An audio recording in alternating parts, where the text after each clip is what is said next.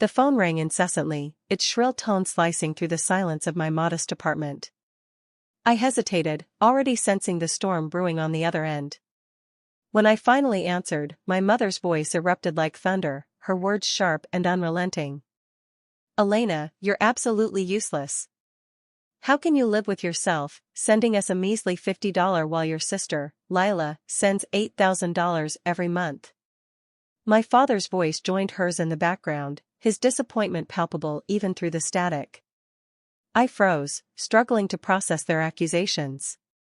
The air felt heavy as their words bore down on me, each one a reminder of the ever-present comparisons between me and Lila.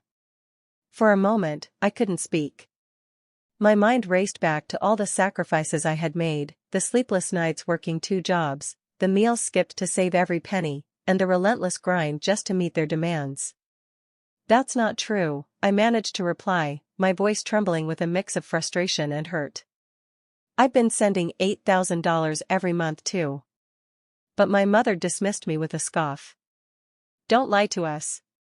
Lila is thoughtful and successful. She cares about us. You're just selfish." Her words cut deeper than I expected, reopening wounds that had never truly healed. Lila. The golden child. The one who could do no wrong in their eyes.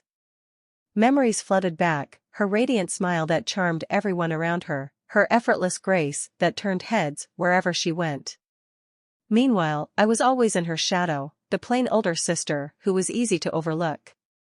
Growing up, our parents lavished her with attention and opportunities, dance lessons, designer clothes, private tutors. And me? I got hand-me-downs and lectures about being a good older sister.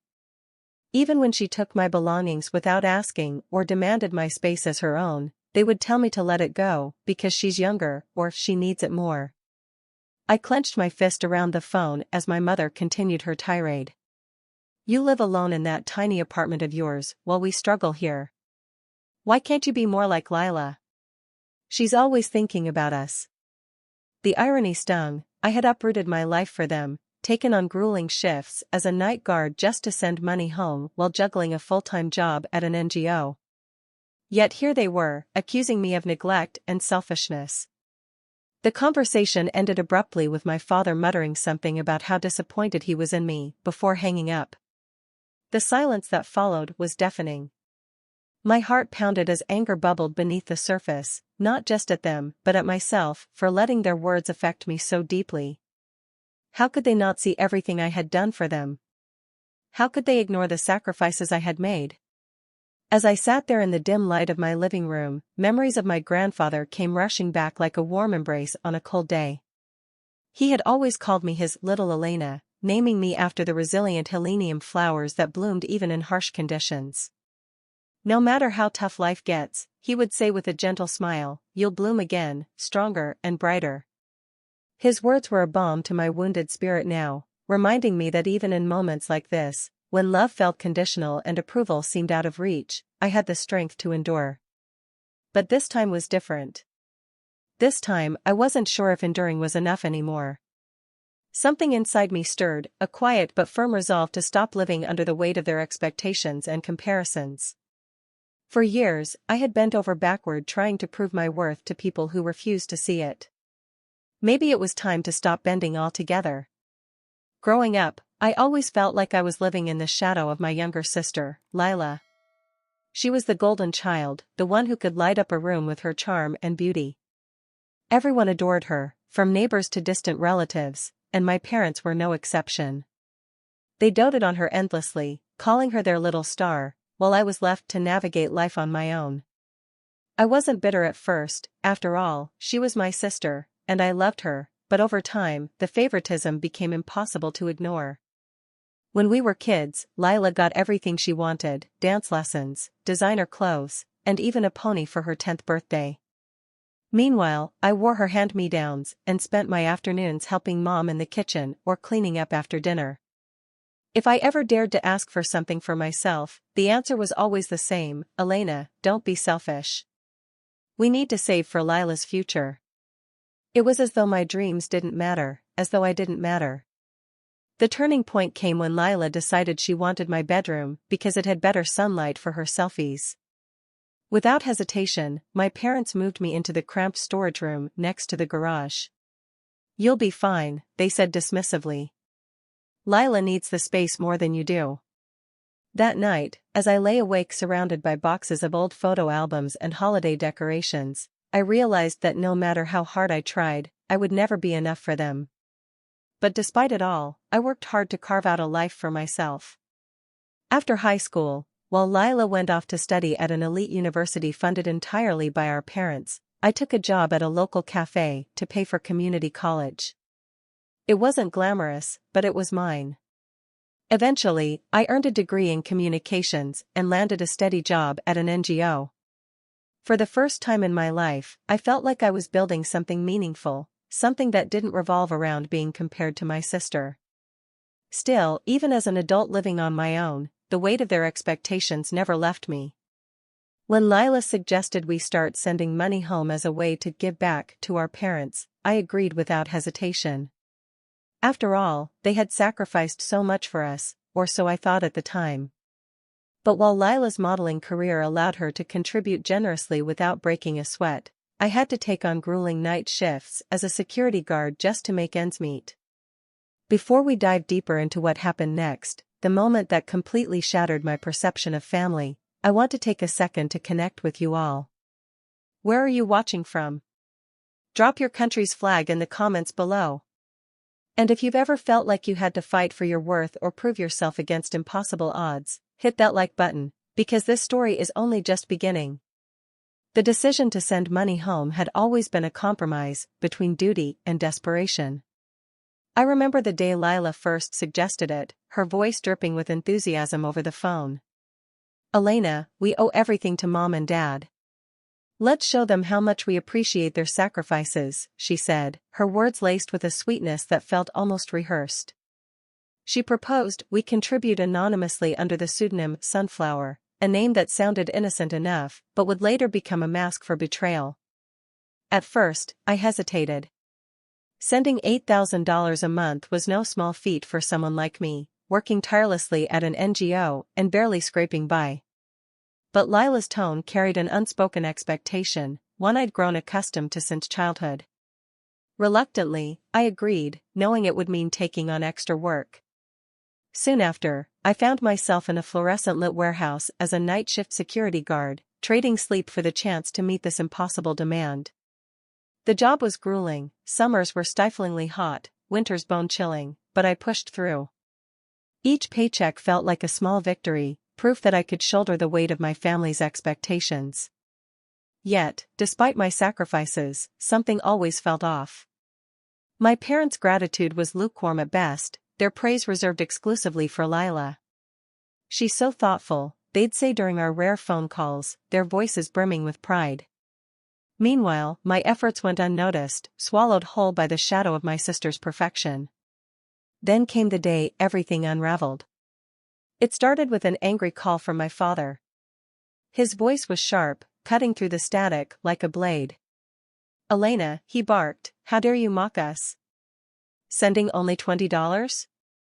Are you trying to humiliate your family?" My heart sank as confusion washed over me.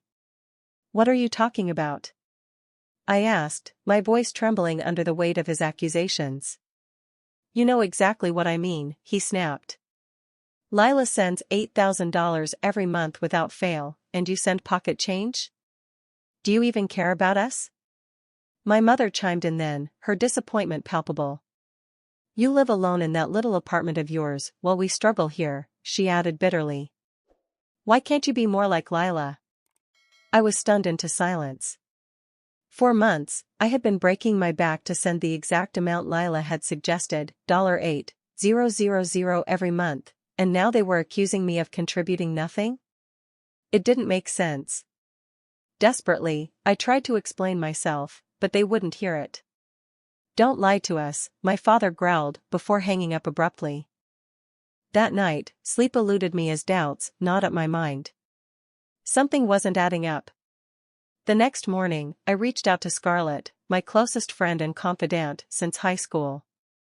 Over steaming cups of coffee at our favorite cafe, I poured out the entire story, my sacrifices, my parents' accusations, and the growing rift between me and Lila. Scarlett listened intently before leaning back in her chair with a thoughtful expression. Elena, she began carefully, are you sure your parents even need that much money? From what you've told me before, they seemed financially stable. Her words struck a chord deep within me. She was right, my parents weren't struggling by any means. If anything, their lifestyle had always been comfortable. As we talked further, Scarlett helped me piece together a troubling possibility. Lila had been lying about her contributions all along. The realization hit me like a freight train. While I had been working myself to exhaustion to meet our supposed agreement, Lila had likely been pocketing most of her earnings and letting me take the fall for any shortfall. The confrontation I had dreaded for weeks finally arrived like a storm breaking over calm waters.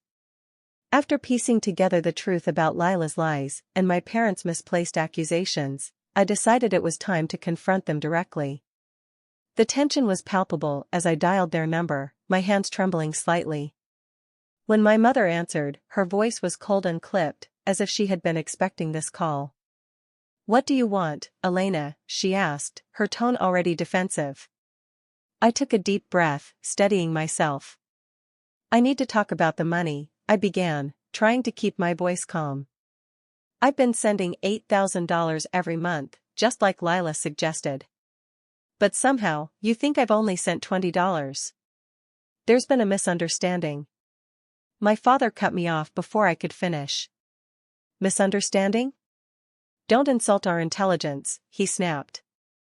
"Lila has been carrying this family while you've been living selfishly in your little apartment." The anger that had been simmering inside me boiled over. "Selfish?" I shot back, my voice shaking with frustration. "Do you have any idea what I've sacrificed to send that money? The sleepless nights, the second job? And yet you still think so little of me?" My words hung in the air like a challenge, daring them to acknowledge the truth.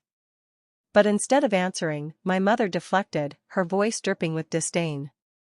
"Lila has always been the one who truly cares about us," she said. "She's thoughtful and successful, everything you're not."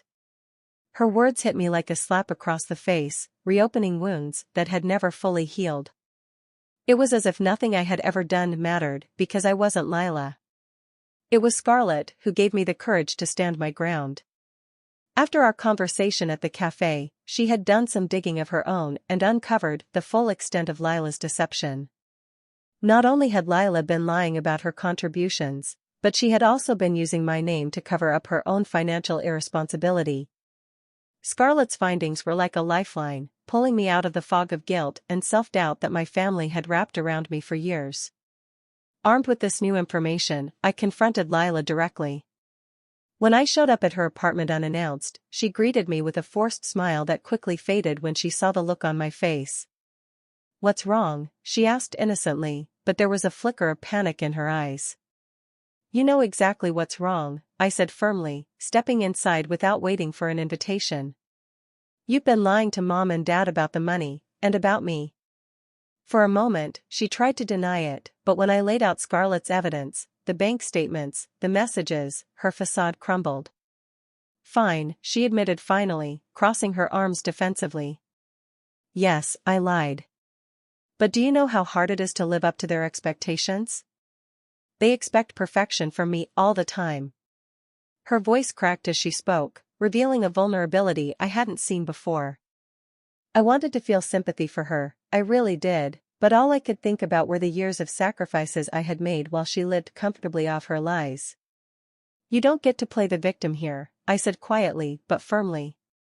"You let them believe I was worthless while you took credit for everything I worked so hard for." When I returned home that night, exhausted but resolute, my phone buzzed with yet another call from my parents. This time, I didn't answer. Instead, I sat down at my desk and began drafting an email, a final message to lay everything out clearly and set boundaries once and for all. The truth hit me like a tidal wave, leaving no room for denial. After confronting Lila about her lies and uncovering the depth of my family's manipulation, I thought I had reached the end of this exhausting chapter. But as it turned out, the storm had only just begun. A week later, my parents arrived at my apartment unannounced, their faces etched with desperation. Behind them stood Lila, her usual confidence replaced by a fragile, almost pleading expression. I opened the door reluctantly, bracing myself for what was to come. "Elena," my father began, his voice trembling with urgency. "We need your help." My mother quickly added, "We've made some mistakes, financially, and we need you to start sending money again. Just until we get back on our feet." Their words hung in the air, heavy with expectation. I stared at them in disbelief, struggling to process their audacity. After everything they had put me through, after all the accusations and dismissals, they were now here asking for my help. What kind of mistakes? I asked cautiously, though deep down I already knew the answer. That's when Lila broke down, tears streaming down her face as she confessed. She had been scammed by a fraudulent talent agency that promised to launch her acting career in exchange for a massive investment. Desperate to maintain her image as the family's golden child, she had borrowed money from shady lenders and convinced our parents to take out loans against their home to cover the rest. As Lila spoke, the pieces of the puzzle fell into place: the relentless demands for money, the extravagant spending habits, the accusations against me. It all stemmed from their attempts to cover up her mounting debts and maintain the illusion of success. My parents had gambled everything on Lila's dreams and were now drowning in the consequences. I took a deep breath, trying to steady myself as anger bubbled beneath the surface. "So let me get this straight," I said slowly, my voice trembling with controlled frustration. "You lied to me about needing money for basic expenses while you were actually funding Lila's reckless decisions? And then you blamed me when things fell apart." My father stiffened at my words, but didn't deny them. Instead, he tried to justify their actions. "We were trying to protect this family," he said defensively. My mother nodded in agreement, adding, "Lila just needed a little help to get back on track." I couldn't believe what I was hearing. "Protect this family?" I repeated incredulously. "You've spent years tearing me down and prioritizing Lila at every turn, and now you want me to clean up your mess?" "No more." Before they could respond, there was a knock at the door. When I opened it, a man in a suit stood there holding a clipboard, a debt collector who had traced my family's unpaid loans back to me.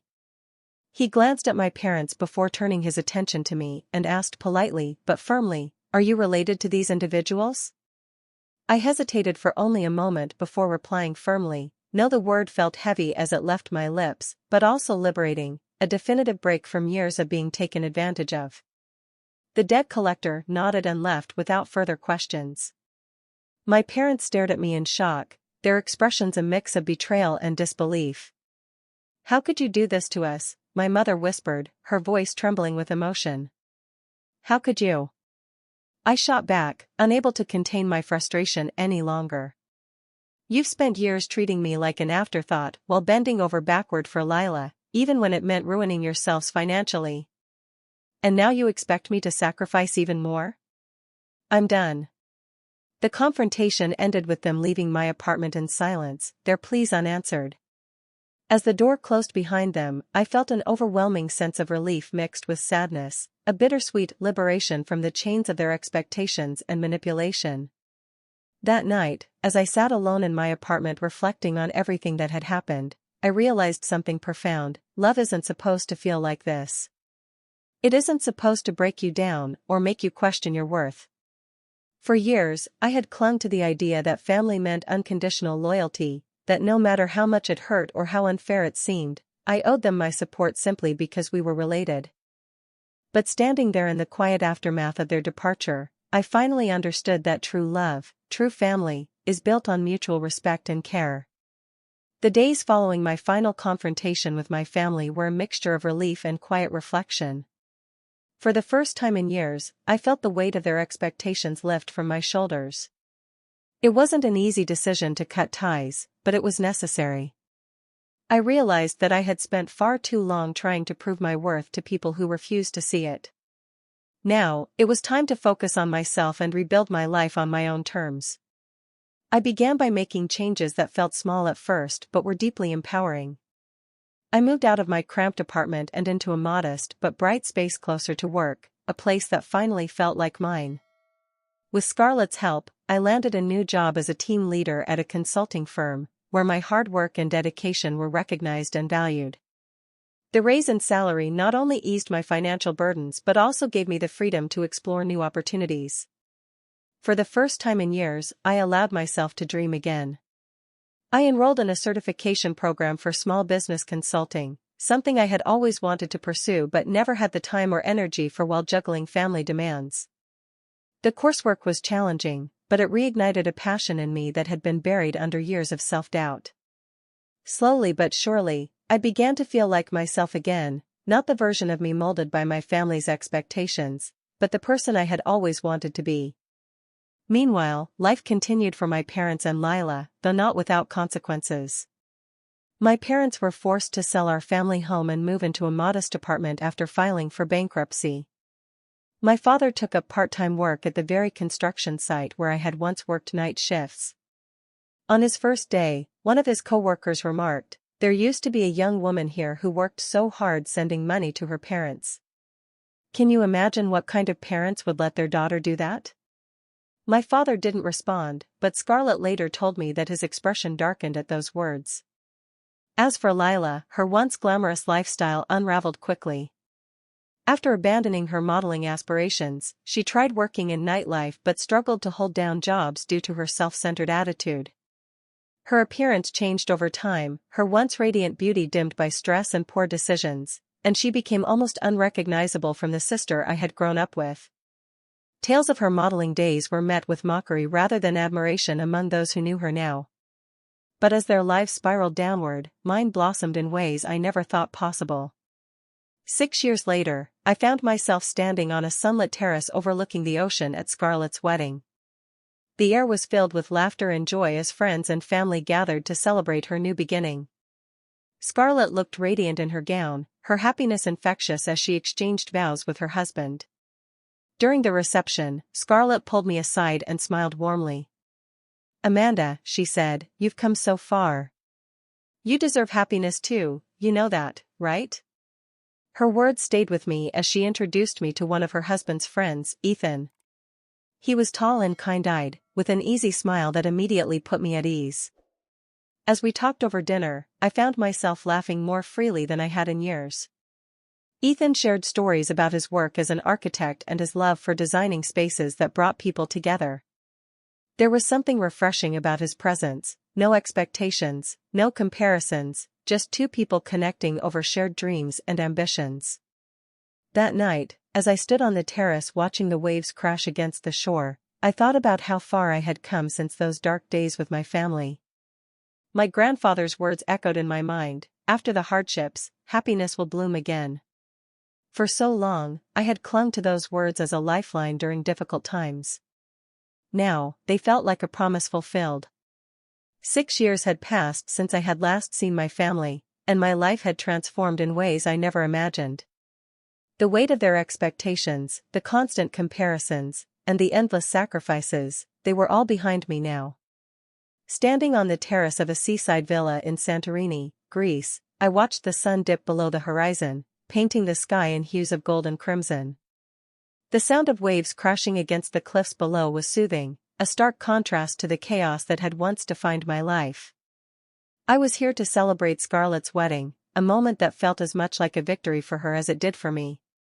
Scarlett had been my anchor during my darkest days, and seeing her so radiant and happy filled me with a sense of pride and gratitude.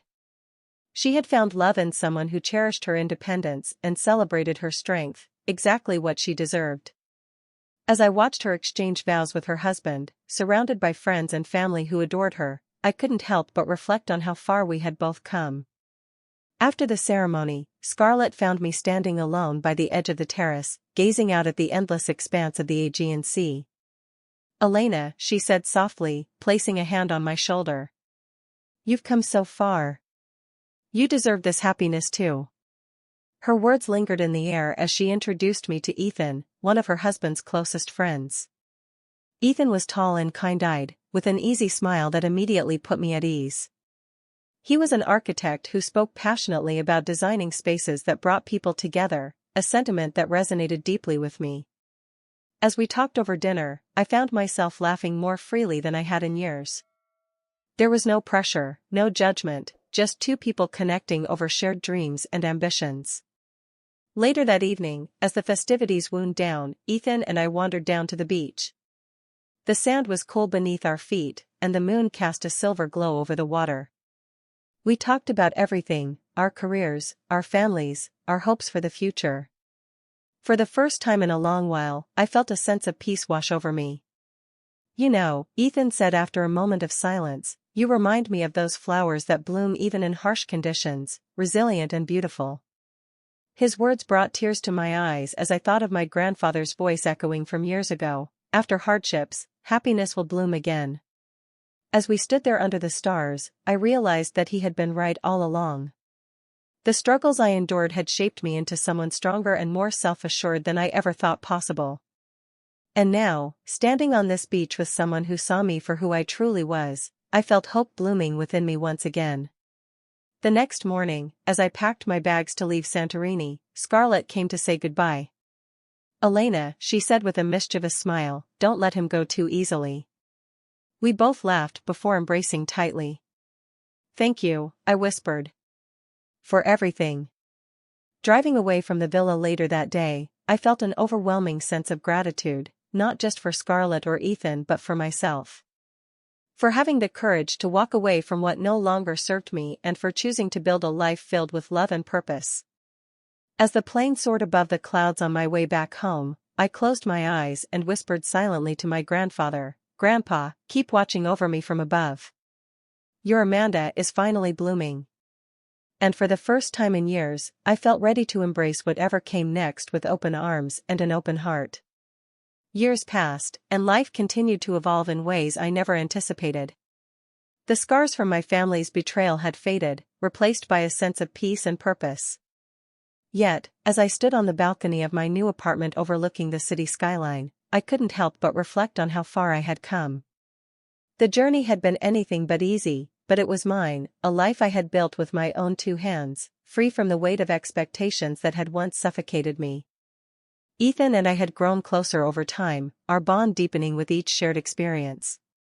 He wasn't just a partner, he was a reminder that love could be gentle and uplifting, not conditional or suffocating. Together, we explored the world, from the ancient streets of Rome to the vibrant markets of Marrakesh. Each trip felt like a chapter in a story we were writing together, a story filled with laughter, discovery, and hope. But even as my life flourished, there was one part of my past that remained unresolved, my family. Though I had severed ties with them years ago, their presence lingered in my thoughts like a distant echo. One evening, as Ethan and I sat on our couch planning our next adventure, he turned to me with a thoughtful expression. "Elena," he said softly, "have you ever thought about reaching out to your family? Not for them, but for you." His words stayed with me long after our conversation ended. Could I find closure by confronting the people who had hurt me so deeply? Or would it only reopen old wounds? The answer came unexpectedly when Scarlett forwarded me an email from Lily. It was brief but sincere. "Elia, I know I've hurt you more than words can ever express. If you're willing to meet me, even just once, I'd like the chance to apologize." After much contemplation, I decided to meet her. We chose a quiet cafe in the city, a neutral space where we could talk without the weight of our shared history pressing down on us. When Lily walked in, she looked different, older, perhaps wiser, but still carrying traces of the sister I had once loved. She sat across from me nervously, her hands trembling as she spoke. "Elena," she began hesitantly, "I don't know where to start. I've made so many mistakes." Her voice cracked as she recounted her struggles, the failed modeling career, the financial scams that left her in debt, and the realization that she had been living a life built on illusions. "I don't expect your forgiveness," she said quietly. "But I want you to know that I'm trying to change." Her vulnerability caught me off guard. For years, I had imagined this moment, what I would say if Lily ever apologized. But now that it was happening, all I felt was a strange mix of sadness and relief. Lily, I replied after a long pause, I appreciate your honesty. But forgiveness doesn't mean forgetting. We can't go back to how things were. As we parted ways that evening, I felt lighter somehow, as if a burden I didn't realize I was carrying had finally been lifted. While reconciliation wasn't possible, closure was enough.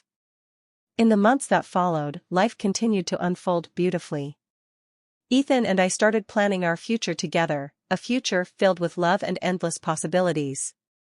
My career as a small business consultant thrived, helping others achieve their dreams brought me immense fulfillment. One spring morning, on what would have been my grandfather's 90th birthday, I visited his favorite park alone. The lily flowers were in full bloom, their vibrant petals swaying gently in the breeze. As I knelt beside them, memories of his comforting words came rushing back. After hardships, happiness will bloom again. Tears welled up as I whispered into the wind, "Grandpa, you were right all along." Standing there amidst those resilient blooms felt like coming full circle, a reminder that no matter how difficult life may seem at times, there is always room for growth and renewal. As Ethan and I prepared for our next chapter, a wedding surrounded by friends who had become family, I felt an overwhelming sense of gratitude for everything that had brought me here. The struggles that shaped me, the people who supported me, and the strength within myself to keep going. This wasn't just an ending, it was also a beginning. And as I stood under the soft glow of twilight one evening with Ethan by my side, watching the city lights twinkle below us like stars scattered across the earth, one thing became clear: my story wasn't finished yet, it was only just beginning. To anyone out there who feels trapped by their circumstances or weighed down by expectations, know this: you have the power to rewrite your narrative too. Happiness isn't something handed to us, it's something we create through courage and resilience. If this journey resonates with you or inspires you in any way, drop your story in the comments below or share how you found your own strength through challenges. And if you believe in blooming after hardships like those lilies my grandfather loved so much, hit that like button and let's keep growing together.